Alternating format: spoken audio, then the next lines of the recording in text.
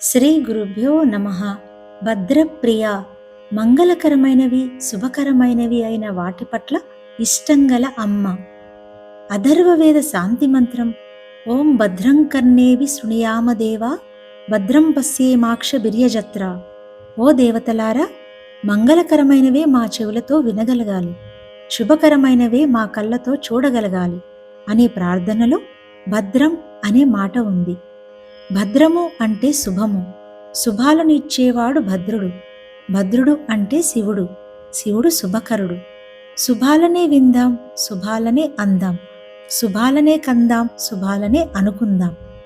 గోశాలలో గడుపుదాం, గురు సన్నిధిలో గడుపుదాం, అమ్మ సన్నిధిలో గడుపుదాం. ఇవన్నీ శుభకరములే, అమ్మకు ఇవన్నీ ప్రియములే. గాజులు, పువ్వులు, గంధం, పసుపు, కుంకుమ, అక్షతలు, దీపం, వత్తులు, ఇలాంటి మంగళకరమైన వస్తువులను అమ్మవారి ముందు పెడితే అమ్మ ఎంతో సంతోషిస్తుంది. పూజా గదిలో మిగతా పాత్రలు తీసివేసినా ఇవి మాత్రం అలానే ఉంచి మూతలు కొద్దిగా తెరిచే ఉంచాలి. అమ్మ భద్రప్రియ. ఆ మంగళ ద్రవ్యాలంటే అమ్మకు ప్రియం.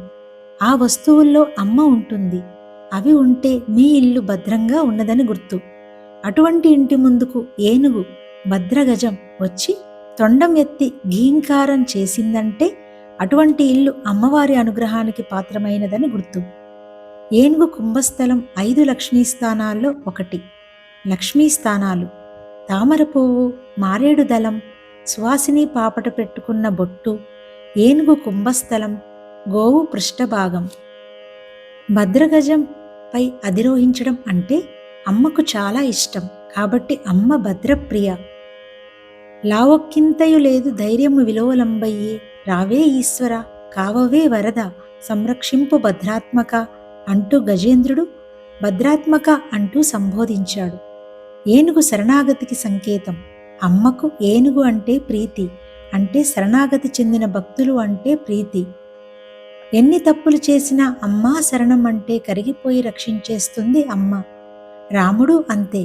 లలితాంబే కదా రాముడు అంటే.